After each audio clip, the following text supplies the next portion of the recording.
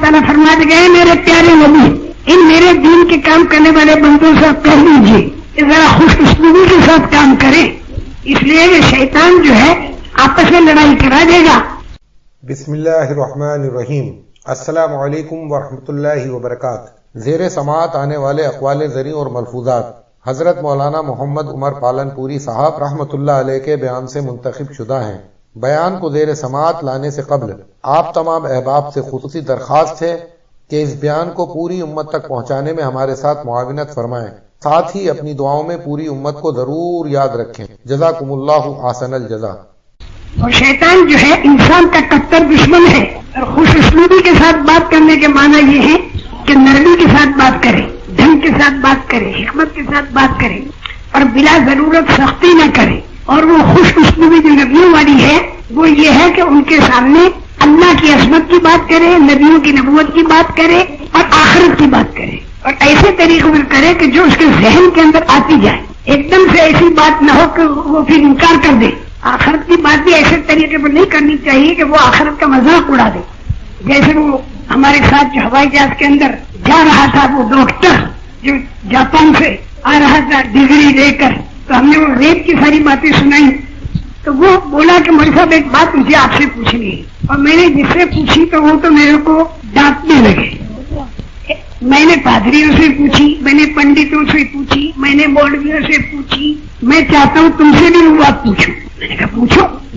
تو اس نے یہ کہا کہ مولوی صاحب مسلمان اللہ کی عبادت کرتے ہیں، ہندو اللہ کی پوجا کرتے ہیں، کرسچن یہ بھی اللہ کی عبادت کرتے ہیں، لیکن وہ اللہ دکھائی تو دیتا ہے، جب دکھائی نہیں دیتا تو وہ ہے ہی نہیں، جب ہے ہی نہیں تو اس کی کیا عبادت کرتا؟ جب وہ ہے ہی نہیں، اگر ہوتا تو دکھائی دیتا، اور دکھائی نہیں دیتا تو وہ ہے ہی نہیں۔ یہ ڈاکٹر نے مجھ سے کہا، روایت پڑھ رہا ہے، بڑے زور کے ساتھ جا رہا ہے، اور ہمارے ساتھی سارے حضرت جی رحمۃ اللہ وغیرہ ایک طرف بیٹھے ہوتے ہیں، اور وہ خدمت گزار جو لڑکیاں ہوتی ہیں وہ بھی آتی ہیں جاتی ہیں سنتی ہیں، اور وہ بات جو ہوئی اس کے ترجمے آس پاس میں ہونے لگے۔ اس نے یہ کہا، میں نے کہا ڈاکٹر صاحب بہت سی باتیں بغیر دیکھے تم بھی مانتے ہو، اور تمہارے جو گرو ہیں وہ بھی مانتے ہیں، تمہارے جو استاد لوگ ہیں وہ بھی مانتے، چین والے بھی مانتے ہیں، روس والے بھی مانتے، بہت سی باتیں بغیر دیکھے مانتے، اور تم بھی مانتے ہو۔ اس کے کان کھڑے ہو گئے، اچھا بغیر دیکھے؟ میں نے کہا جی ہاں بغیر دیکھے۔ ان کو اونچے ہوائی جہاز میں سمجھا سکتے ہو؟ میں نے کہا ہاں۔ پھر میں نے کہا ایک شرط یاد رکھیے۔ میں نے کہا کیا؟ جو بغیر دیکھے مانی جاتی ہے وہ خود دکھائی نہیں دیتی، لیکن اس کی نشانی دکھائی دیتی ہے، نشانی کو دیکھ کر وہ چیز بغیر دیکھے مانی جاتی ہے۔ یہ مت بھولنا۔ یہ ساری میں نے کیا بتائی؟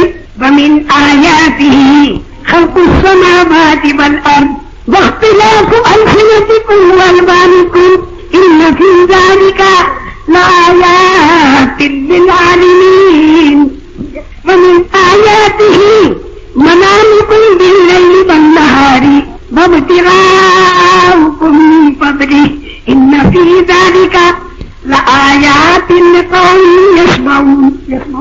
یہ آیتیں سمجھا رہا ہوں کس کو؟ جہریوں کو، جو بالکل ناسطک ہے، لیکن یہ آیتیں ڈائریکٹ نہیں پڑھی جاتی۔ ہاں آیتیں ایسی معمولی نہیں کہ ڈائریکٹ پڑھ دو، پتھریلی زمین پر دانا ڈالو گے تو کوئی فائدہ نہیں، اس کو ہموار کرنا پڑتا ہے، تو پہلے ذہنوں کا ہموار کرنا پڑتا ہے۔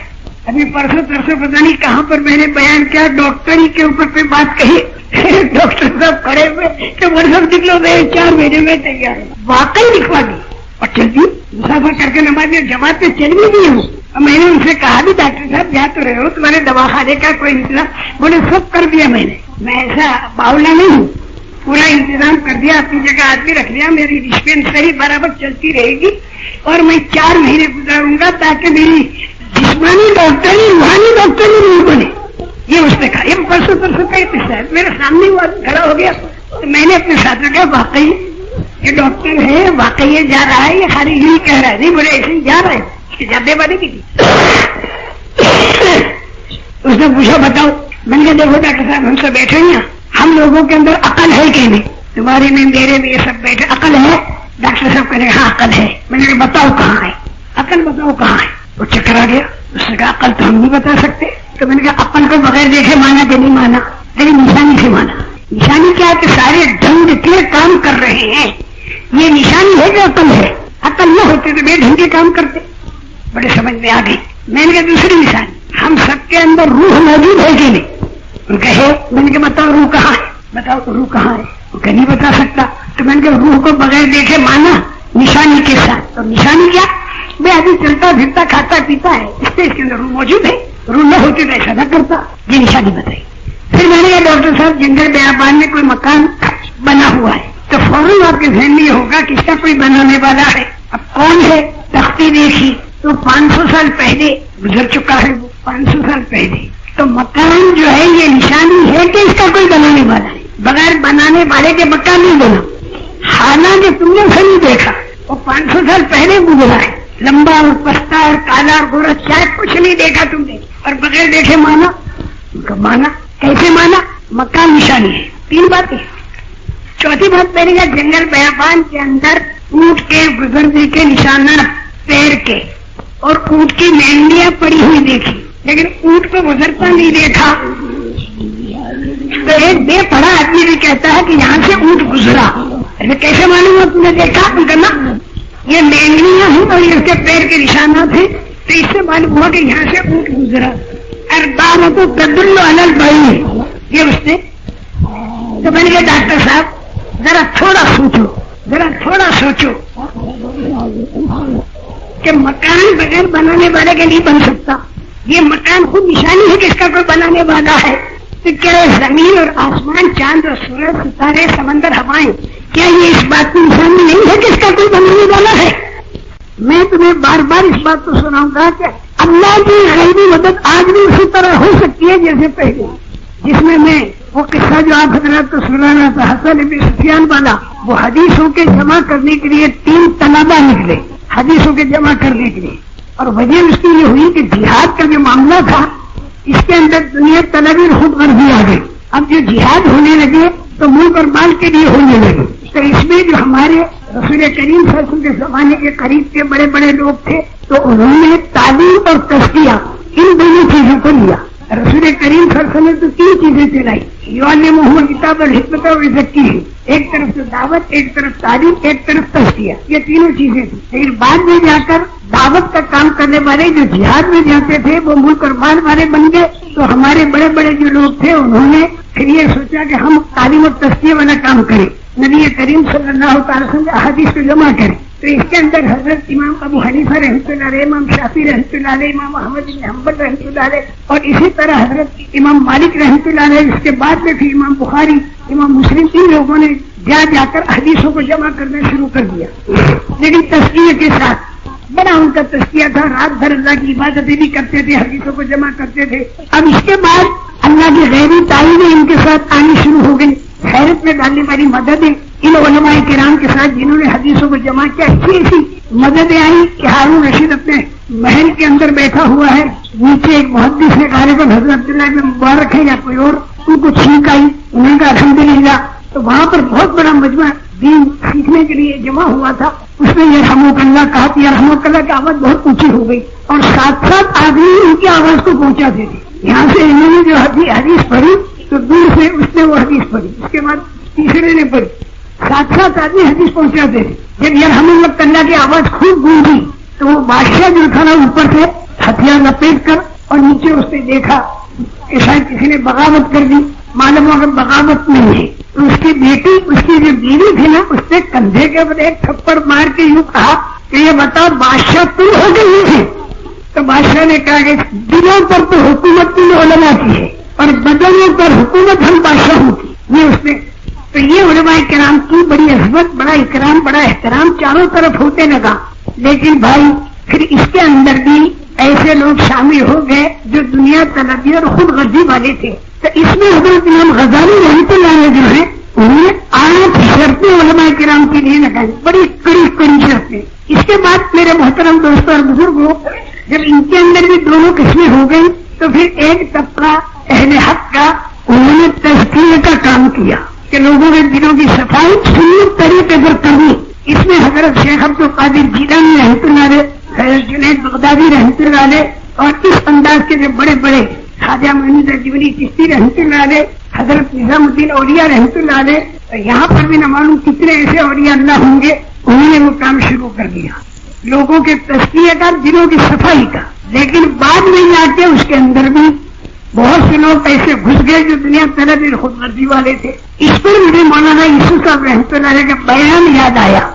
آپ یہ فرمایا کرتے تھے کہ خیر القرون قرنی ثم الذین یلونہم ثم الذین یلونہم، بہترین زمانہ تو میرا زمانہ ہے. نبی کریم صلی اللہ علیہ وسلم فرماتے ہیں کہ بہترین زمانہ تو میرا زمانہ ہے اول درجے کا، اور اس کے بعد دوسرے درجے کا زمانہ بعد والا، اور تیسرے درجے کا زمانہ بعد والا. تو اس میں جو ہمارے علماء کرام ہیں مختلف باتیں بتاتے ہیں. بعض کہتے ہیں کہ شروع کے 100 سال، بعد کے 100 سال، بعد کے 100 سال، یہ 300 سال مراد ہیں. بعضوں نے اس کے علاوہ اور بھی بہت سی باتیں بتائیں، لیکن اسی زمانے کے اندر بہت سی نامناسب چیزیں بھی ہوئی، اس کا جواب بھی علماء کرام نے دیا. لیکن ہمارے مولانا یوسف صاحب رحمۃ اللہ علیہ، اللہ ان کی قبر کو نور سے بھر دے، وہ ایک بات اور بتایا کرتے تھے، اور وہ میں نے حضرت شیخ الحدیث صاحب رحمۃ اللہ علیہ کے مجلس میں بارہا سنائی. حضرت مولانا یوسف صاحب رحمۃ اللہ علیہ فرماتے تھے کہ یہاں پر مراد قرن سے زمانہ مراد نہیں ہے، بلکہ زمانے میں جو عمل ہوتا تھا وہ مراد. خیر القرون قرنی، بہترین زمانوں میں میرا زمانہ، یعنی میرے زمانے میں جس طرح سے کام ہوتا ہے یہ اول درجے کا، اور اس کے بعد جو ہوگا وہ دوسرے درجے کا، اس کے بعد جو ہوگا وہ تیسرے درجے کا. تو مولانا یہ فرماتے تھے کہ پہلے درجے کا کام دعوت، تعلیم اور تزکیہ تینوں کو ساتھ دے کر چلیں گے تو پہلے درجے پر آ جائے گا، چاہے 1000 سال کے بعد ہی ہو رہا. اور اگر صرف تعلیم اور تزکیہ ہو رہا ہے تو دوسرے درجے پر، اور اگر صرف تزکیہ ہو رہا ہے تو تیسرے درجے پر، اور اگر اس کے اندر بھی دنیا طلب آ گئی تو پھر اس میں خیر نہ رہی. یہ فرمایا کرتے ہیں. اور یہ کوئی نئی چیز نہیں ہے، ہماری اردو کے اندر بھی اس کی مثالیں ہیں، عربی زبان میں بھی اس کی مثالیں ہیں. کہتے جرم نہر، نہر جاری ہو گئی. نہر کہاں جاری ہوئی؟ نہر تو وہی ہے، اس کا پانی جاری ہو گیا. یا جیسے کہتے تھے فلاں کی آنکھ بہ رہی ہے، آنکھ بہ کر کہا گیا، آنکھ تو وہی ہے کہ اس کے اندر کا پانی بہ رہا ہے. ناک بہ رہی ہے تو ناک بہ کر کہاں گئی؟ اس کے اندر کا پانی بہ رہا ہے. تو اسی طرح ظرف زمان اور ظرف مکان بول کر مظروف مراد لیا جائے. کیا مطلب؟ قیامت تک جب بھی دعوت، تعلیم اور تزکیہ تینوں کو جوڑ کر چلا جائے گا تو خیر القرون میں آ جائے گا، اس کے ساتھ کنیکشن ہو جائے گا. اور اگر صرف تعلیم اور تزکیہ ہے تو دوسرے نمبر پر آئے گا، خیر اس میں بھی ہے.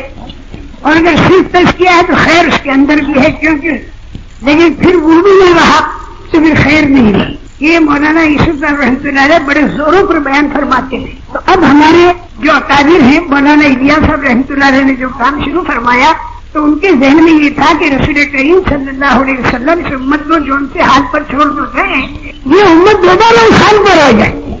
اور یہ مشکل نہیں، کرنے والی ذات صرف اللہ کی ہے. جو ترتیب رسول کریم صلی اللہ علیہ وسلم قائم فرمائی اور آپ اس دنیا میں پردہ فرما گئے، اس ترتیب پر کام کو دوبارہ لانا. اس کے لیے میں جو کئی چیزیں بیچ میں لاتا رہا کہ مانوس کرنا پڑے گا، مانوس کیے بغیر آپ کام نہیں کر سکو گے. جیسے میں وہ 12 محرم کے 10 باز، ربیع الاول کے 12 باز، وہ جو عالم میں نے بتائے تھے انہوں نے خود اپنا قصہ سنایا کہ 3 دن تو میں بنگلے والی مسجد میں رہا، سارے اعمال دیکھے. 7 دن میں جماعت کے اندر چلا گیا عملی طور پر دیکھنے کے لیے. اس کے بعد پھر 3 دن تک میں نے بات سنی. مولانا یوسف صاحب رحمۃ اللہ علیہ واپسی والوں سے بہت زور سے بات کرتے تھے، اس لیے کہ وہ کام کر کے آئے ہوئے ہوتے ہیں، وہ بات تو زیادہ سمجھیں گے. جو جماعت میں جانے والے ہیں وہ تو اب کریں گے کام، لیکن جو واپسی والے ہیں وہ کام کر کے آئے تو وہ لوگ اگر بات کو اچھی طرح ذہن میں لے لیں گے تو وہ جا کر کام اچھی طرح کر کے پھیلا سکیں گے کام کو. تو اس لیے 3 دن بعد میں بھی نہیں لگائے، ان کا میں نے لگائے. اور اس کے بعد پھر میں گھر گیا. انہوں نے مجھے یوں کہا کہ مولوی صاحب میرے باز تو ہوتے ہیں باہر، لیکن میرے گھر میں دین بالکل نہیں تھا، میرے گھر میں دین بالکل نہیں تھا. انہوں نے صاف کہا، یعنی لگی مٹی نہیں رکھی. اور چونکہ میں ان کا نام نہیں لیتا اس بنا پر کوئی غیبت نہیں ہوگی. انہوں نے کہا میری بیوی بے پردہ، لڑکیاں بے پردہ، گھر کے اندر ٹیلی ویژن چل رہا ہے، گانے باجے ہو رہے ہیں، میرے لڑکے کاروبار کرتے ہیں حرام کا.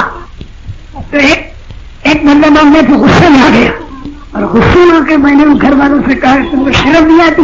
میں جا کے دوسروں کو دین کی بات کرتا ہوں، میرے گھر کے اندر ہی دین نہیں. یہ کہہ کر پھر میں نے دیا ڈنڈا، اور ٹیلی ویژن جو تھا اس کے مارا زور سے، اس کو توڑ دیا. نہیں چاہیے ایسی بلائیں ہمارے گھر کے اندر. تو سارے گھر والے کہتے میرے خلاف ہو گئے، میرے لڑکے لڑکیاں بہنیں سب خلاف ہو گئے، میرے مقابلے پر آ گئے. اور بولے بیوی میری ہی کے خیال کی تھی، تھی بڑی سمجھدار، تو وہ ظاہر کے اندر میرے ساتھ ہو گئی اور کہنے لگی کہ دیکھو ابا ہیں تمہارے، ان کا ادب کرنا چاہیے. ظاہر میں تو یہی کہہ رہی تھی لیکن اندر میں ان کے ساتھ تھی. اور جا کے باہر دوسرا ٹیلی ویژن خریدا اور لا کے لگا دیا. جیسی زندگی تھی ویسی پھر دوبارہ چالو ہو گئی اور میں پریشان ہو کر نکلا اور یہاں ریل چھوٹی. اور یہ جو 10 دن تبلیغ میں عملی طور پر میں نے لگائے، بنگلے بڑی مسجد کی ساری باتیں سنی، میری سمجھ میں بات آ گئی کہ گھر والوں کو بھی مانوس کیے بغیر ہم کام نہیں سمجھا سکتے، تو باہر والوں کو کیسے سمجھا سکتے ہیں؟ پہلے مانوس کرنا. لیکن ایک بات یہ ذہن میں کہ بار بار اپنی نیت کو بھی ٹٹولنا ہوگا ہمیں کہ ہماری نیت کے اندر کوئی فطور تو نہیں. اس سے شیطان تو ہر ایک کے پیچھے لگا ہوا ہے اور وہ تو اپنا کام برابر کرتا رہتا ہے، برابر اپنا کام کرتا رہتا ہے. اللہ تعالیٰ بھی ہمیں خبر دیتے ہیں کہ اگر وہ شیطان جو ہے بیچ میں تمہیں لڑانے کا فکر کرے گا، وہ تو تمہیں لڑائے گا. بات کرو لیکن خوش اسلوبی کے ساتھ کرو، بات کرو لیکن خوش اسلوبی کے ساتھ کرو، ورنہ ان شیطان ينزغ بین ان شیطان کان للانسان عدوا مبینا. کیا ہے اس کی پہلے والی